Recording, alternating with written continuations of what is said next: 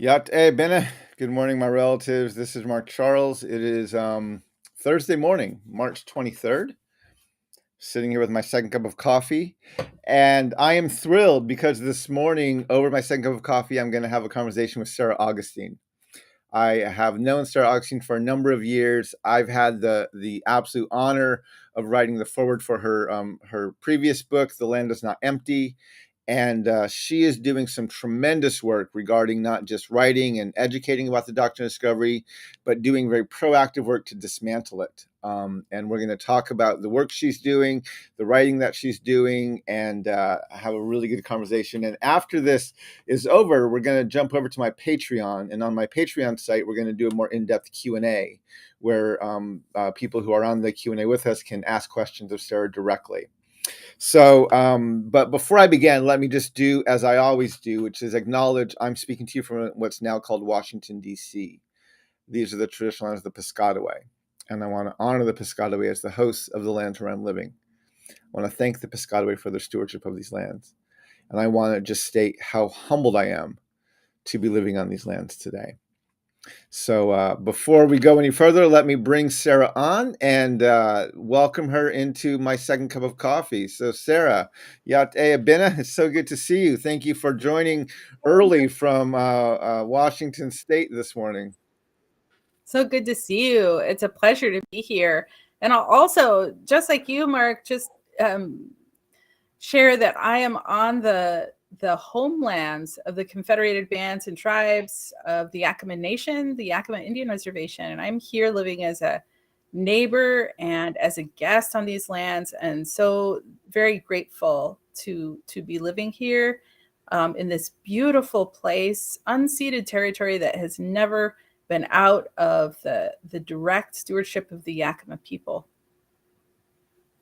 Well, thank you, Sarah. Thank you for being here today, and thank you for honoring the Yakama people. I've had a chance to be on the Yakama reservation a few times, and you're right, it is beautiful. I love the land down there, and I've had a chance to meet many of the Yakama people, and very, very blessed for the time that I was able to spend there. I think that was before I knew you, when I was down there with the Would Jesus Eat Fry Bread conference quite a while ago.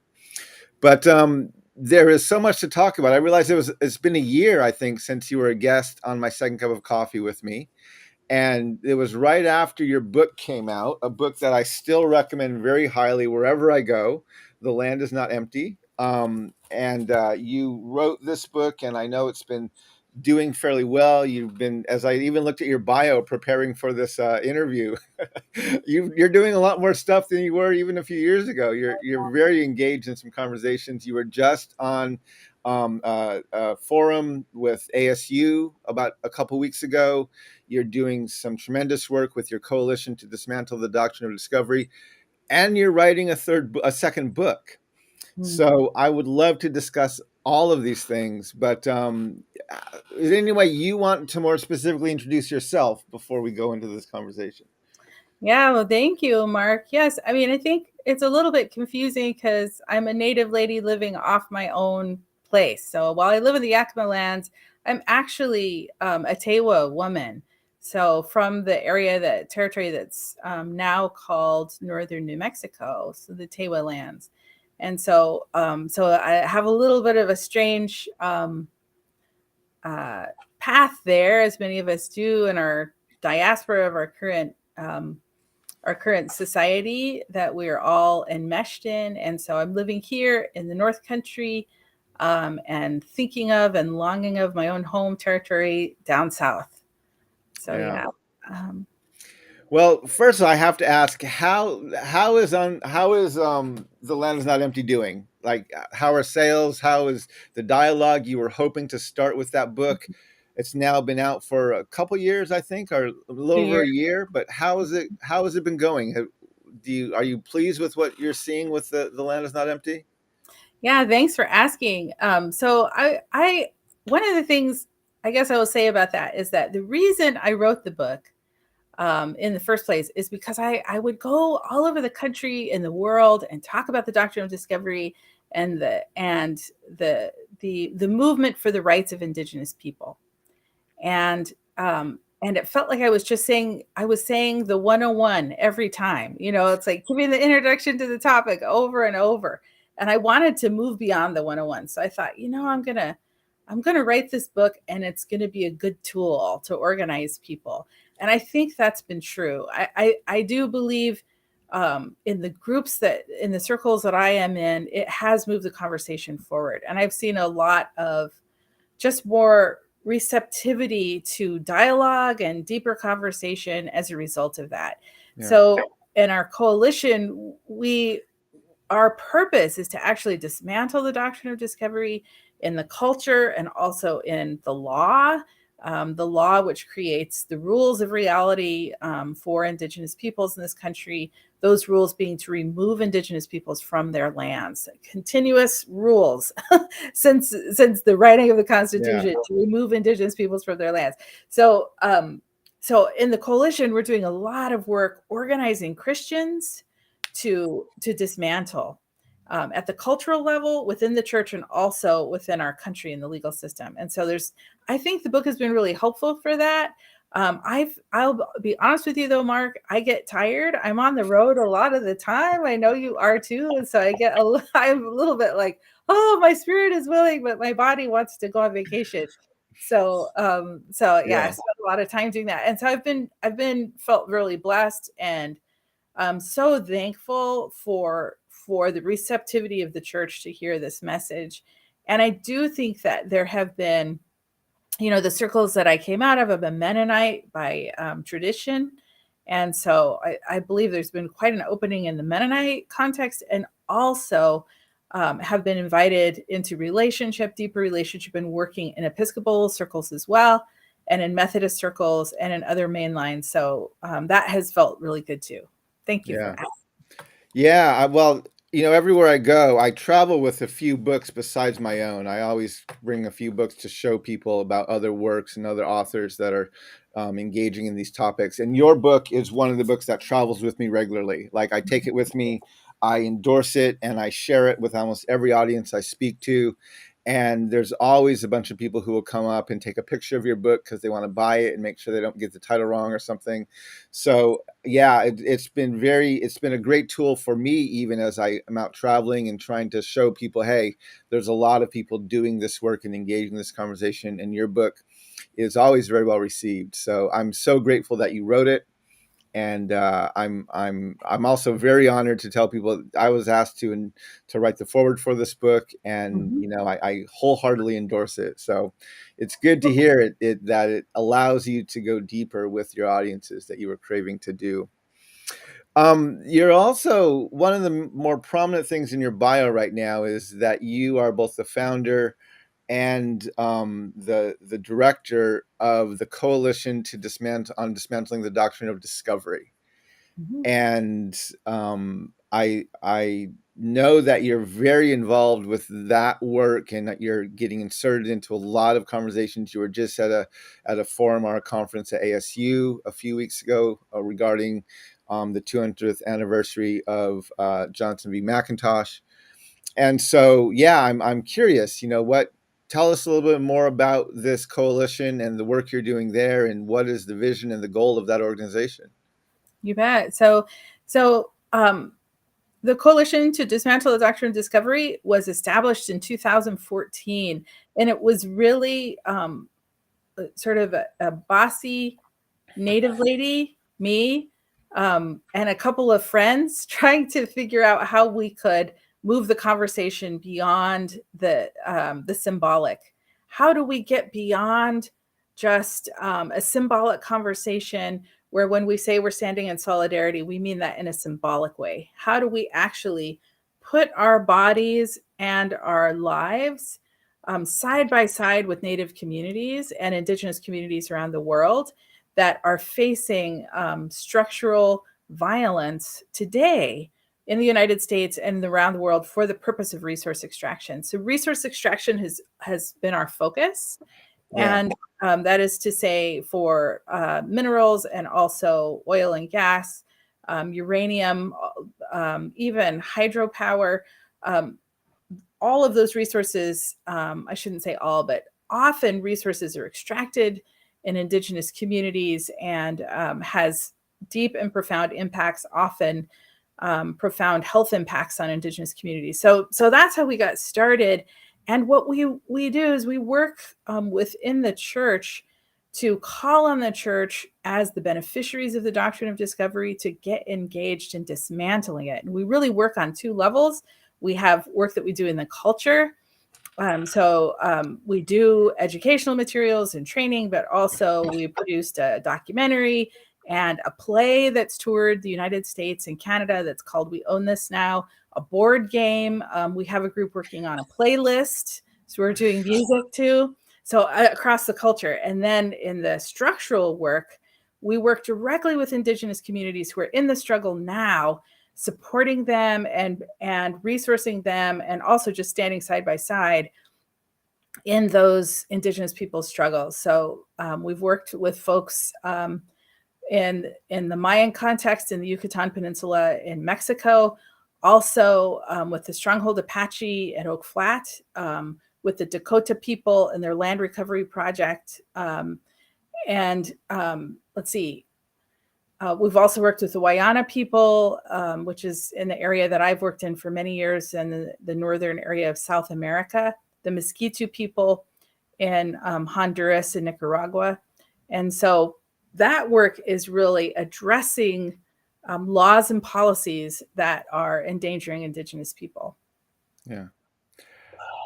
Tell me just a moment about the board game. I know, right? Oh my gosh, that was so cool. I know. So the way the coalition works, Mark, the way the coalition works is that all are welcome. Come and be a part of the coalition. It's primarily volunteers. And so if you have an idea and you have the energy to pursue it, and we can try and get other volunteers to coalesce around it, then, it's kind of like, what do we have to do? We really believe, or I really believe, and I know my colleagues do too, that it's going to take all of us trying everything to get this done. I mean, this is a big it's a very big issue that runs through every one of our institutions in this country and in many institutions across the world. So anyway, there was a group who said, hey, they knew about the Settlers of Catan. I don't know if you're familiar with that game. There's some people that are into gaming. Okay. And so they created a DDoD, like Dismantling Doctrine of Discovery version of Catan that anybody who plays that game could just take it and use it. Wow. But then they thought we should do a real game that's our own. So they raised the money. They got in touch with a board game production company, and together started to figure out, what's the value we want to convey? How do we get people thinking about this on a level that's not just like going to Sunday school? You know what I mean? Wow. An hour and but actually it's part of your life. You're subliminally learning and sort of taking on the responsibility. And so, it's very cool. And it's been very deep. The game is going to be released sometime this year. And it's just been cool. And the great thing about working in a coalition is that no one person has a big enough imagination to know everything that could happen. Yeah. So all of these creative people working together across all these different things, it's like, I tell you, Mark, I wouldn't have ever said, hey, let's produce a play. I don't know the first thing about how to do that. So, but production company Ted & Co said, yep, we want to produce it. And we had a person in the coalition who wrote this play. And it's just a wonderful production. And it's been amazing in that cultural, in we call it the Cultural Change Committee. We really believe you have to change the culture to change laws and policies, and you have to change laws and policies to change the culture. They need to both happen at the same time. That I love that. Our family plays games sometimes. Is it Risk, the game where you kind of like have to take over the world, and you have? Whenever I play Risk, our kids like to play Risk. Whenever we play Risk, I always base myself out of an indigenous country or indigenous land somewhere, and then I try to decolonize the rest of the indigenous. I love that. And there are so many colonization games. So many games rooted in colonization. So Anyway, but so the fact that there's an actual board game, and you're so right, right? We have to do. I mean, I'm working on stuff at a national and political level. We're both writing books, but harnessing that energy of getting people to do so many things, of just addressing the culture and the way we think and entertain and everything else. I That is fantastic. I put the link to your website for the Coalition Dismantle the Doctrine of Discovery. Mr. Phil Fox put in a link to your podcast. Are you still doing your podcast? Yeah. How is that going? Yeah. And so the podcast is great. We need to have you back, Mark. We took a break between the second and third seasons to finish this book. I saw So that. Yeah. I started another book with my podcast co-host Sherry Hostetler. She's also a co-founder of the coalition. There were 3 of us that co-founded it, and so we're writing this book together. And looking forward to getting back into the podcast. We'll start producing more content in April. And so we took a break to write the book. And I want to just also squeeze in here, Mark.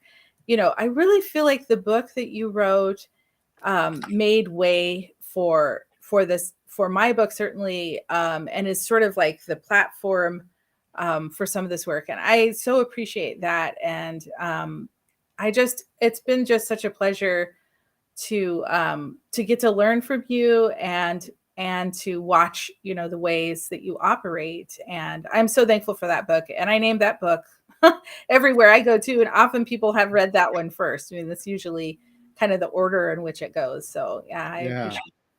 Well, thank you. So I want to talk about this new book that you have. I'm actually going to show a link, or I'm going to show it on my screen. So let me bring this up here a moment. I want to show people right here. Your new book is called So That We and Our Children May Live. And I'm going to put it onto the screen here. Let me make sure we have it here.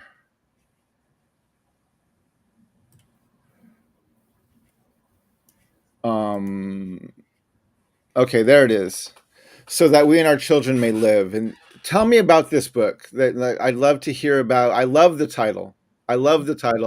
I've spoken with both you and Sherry, but yeah, I'd love to hear more about this book. And I know it's out for pre-order now, so I'm assuming the writing is done. But I'd love to hear a bit more about what you have in this book and what's your purpose of writing this book. Yeah, and so as I mentioned to you before, Mark, the coalition, as it was coming into existence, was really around resource extraction. So when you talk about colonization and this process of removing indigenous peoples from their lands, that process is really rooted in a logic of extractive logic, that the world is a set of raw resources to be extracted in the project of perpetual growth. So for our economy to be healthy, it needs to grow continuously, and that has created a context where every one of our life support systems are in decline, and so in the world. And so this book is really about, hey, how do we get back to reality? So we feel like reality is a culture of consumption, when in fact reality, from an indigenous cosmology, from my indigenous cosmology, is about living in balance with creation, and living from a position, understanding that what I do matters, and I'm not the most important thing. Both of those things at the same time, right? I am embedded in mutual dependence with you, Mark, and with everybody else, and with all of creation. And so that makes a big responsibility for me, but it also means I'm not the center of the world, and I have to be attending to these systems that we depend on. And so that's what this book is about. It's really calling on people of faith to embrace the confidence and the hope to challenge systems of death that are actually endangering not only indigenous peoples, but all of creation. Yeah. I know from even your first book, having read that, and the themes that you hit on in there, especially among indigenous peoples in South America and other places around the world that are currently dealing with resource extraction and things like that, that this sounds like it's extending on some of those themes. And it reminds me back, to my father, and I may have even shared this story here before. I forget if I've told you or not, but when my father was first a part of the Creation Care Committee for the Christian Reformed Church, and they were discussing how do we care better for creation, and he was the only indigenous person on that committee, and he said to the committee, he said, well, the reason the church, the nation, the world struggles to care for creation is because it has a doctrine of discovery. Hmm. This was back in the early, like 2008, maybe 2009. And they said, the committee said, well, what's the doctrine of discovery? And my dad, ever the teacher, said, look it up. You got Google on your computer. So they Googled it, and they were just flabbergasted at what it said. And that was kind of the impetus to doing the doctrine of discovery task force at the CRC that I was a part of. But I'm so glad that you're raising this issue and talking about this in a very sustainable way. I know my wife was just showing me the other day that I think the White House even now is making some effort to ensure that the indigenous perspective and indigenous voices are included in these discussions around things like climate care and resource management and things like that. So I'm very glad you're writing that. That sounds like a great book. I did put the link where people can pre-order it from Herald Press if you would like to support Sarah's work and get her incredible content that she's always putting out. So when is the due date? When is it supposed to be released? The published date? Yeah, October 1 is what I understand from the Okay. publisher. Yeah. So, another thing I guess I just want to say about that, um, Mark, is that, right now, as the climate crisis is coming into focus and there's just more sort of political activity around it and discussion, there is a lot of effort to lay out a green economy, like this alternative economy that's going to be green, or it's going to be carbon neutral. And that whole notion is so threatening to many indigenous lands, because the transition from fossil fuels to other kinds of energy production result in a dependence on copper and on Mm-hmm. lithium and other scarce resources, and so mineral mining is increasing. And so um, one of the questions that I want to consider is, how do we get out of extractive law? Because we just move from extracting fossil fuels to extracting something else, but the logic Yeah. is the same. I'm getting as much Yeah. of it as I can for regard to the cost. Yeah. Yeah, I think there's deeper issues we need to look at, and part of that is this capitalistic mindset of you can consume without, you can always grow your consumption and everything else. We need to look at a lot of other things. When I was running for president, I said, yeah, we have to look at sustainable. We have to look at like our fossil fuels and what are we burning and all that. We also have to recognize the American lifestyle is not sustainable, right? If we want to live better in this world, we don't just have to consume differently. We have to consume less. And of course, that's the message that a lot of people don't want to hear. But if we really want to live here sustainably, especially those of us in the West and especially here in America, we have to learn how to just consume less, not consume only differently. So I completely agree with you. I'm very glad you're covering that in your book and you're thinking and working on those types of issues. The last thing I want to bring up is you're doing some work, and we've talked a little bit about the Oak Flats in Arizona and the work with the Apache people down there. Can you tell us some about the work that you're doing and what I spoke at an Oak Flats protest here in DC probably about 5 years ago, I think it was, if I remember correctly.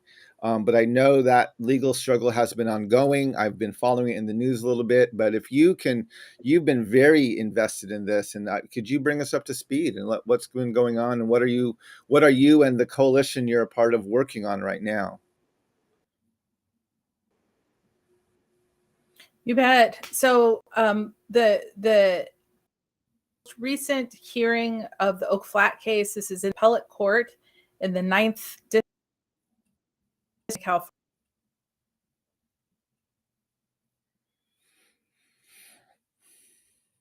I think your internet may be cutting out a little bit there, Sarah. Let's give it a second to catch up a second here.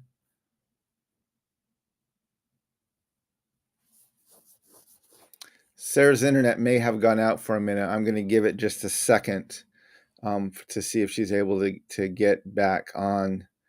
But yeah, I'm so grateful for the work that they're doing in Oak Flat. As I said, I haven't been involved in that much recently, but I think things are beginning coming to a head with some of the court case and some of the things that are happening regarding the lands of the Apache in Arizona.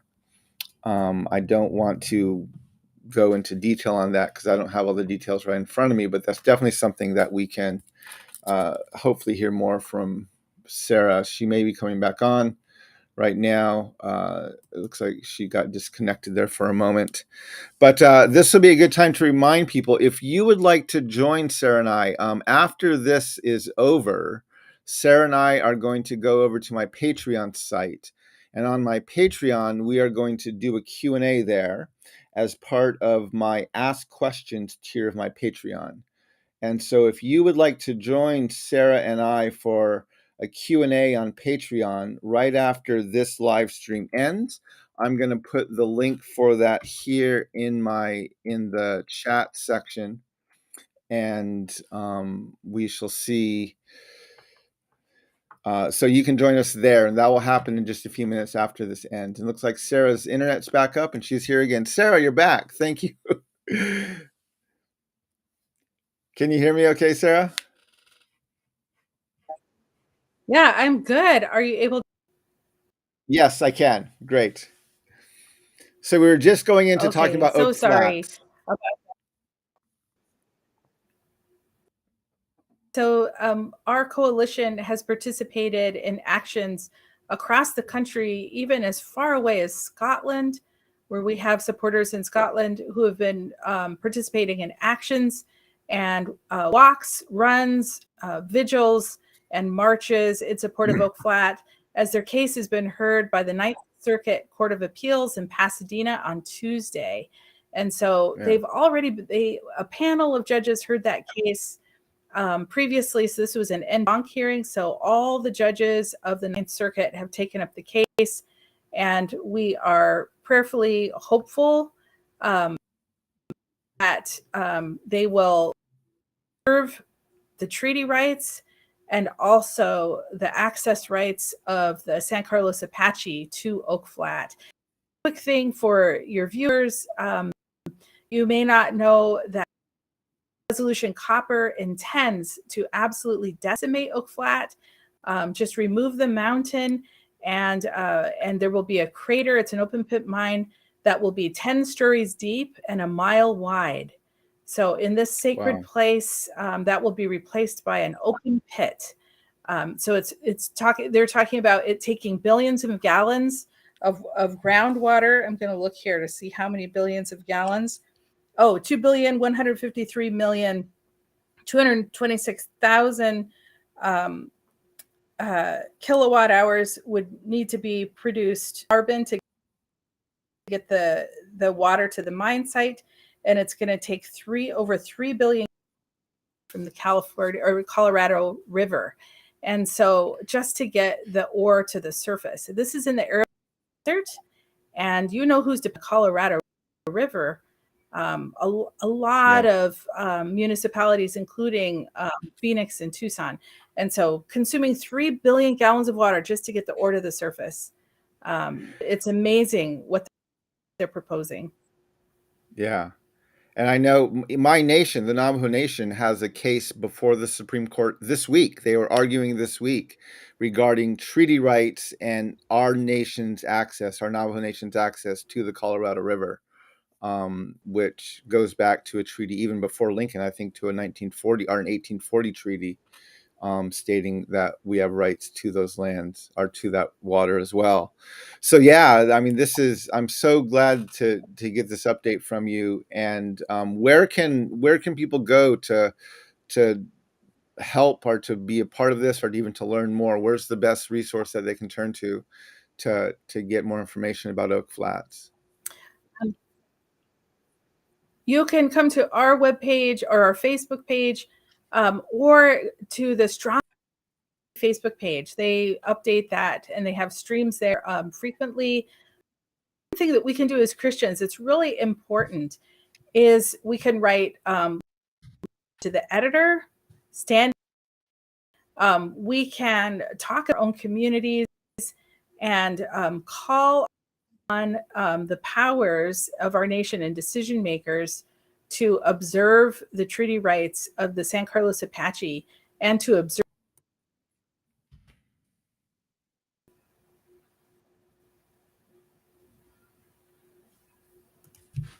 Okay. Thank you, sir. You cut out there a little bit more towards the end. I'm going to share this link for the Stronghold Apache Facebook page. Let me just get this in here. So yeah, if you want to see the work that they're doing there, there's another good place to go. You can also go back to the website for the Coalition to Dismantle the Doctrine of Discovery that I shared earlier, and there is some information there that you can use. Sarah, it is so good to have you on here. I thank you for joining me. Are you able? Is your audio back on again? Can you hear me? Okay. Oh, yeah, I hear you. Okay. Anything else you want to add here at the end? We're kind of getting to the end of our interview here, but anything else you want to say as we kind of close things up here?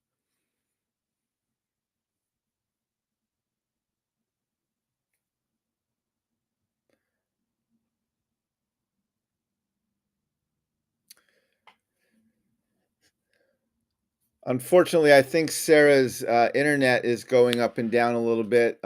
So she is connecting from the Yakima Reservation in Washington State. So we may have lost her internet once again. But I'm so grateful for the time that Sarah was able to join me this morning to talk about her work. If you want to support her work, you can find her online. She doesn't have a website personally, but she does have the website of the Coalition to Dismantle the Doctrine of Discovery. You can pre-order her book that she is working on, which is So That We and Our Children May Live.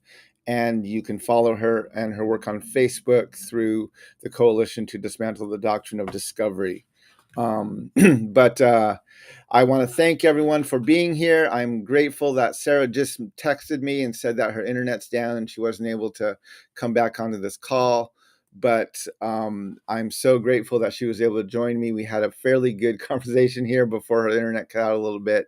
And hopefully I'll be able to have her back again sometime in the future. But if you would like to join us on a Zoom call for another Q&A to go more in depth to that, you can subscribe to my Patreon, to the Ask Questions tier, and we will be having that Q&A probably in about 10 minutes if our internet comes back online okay.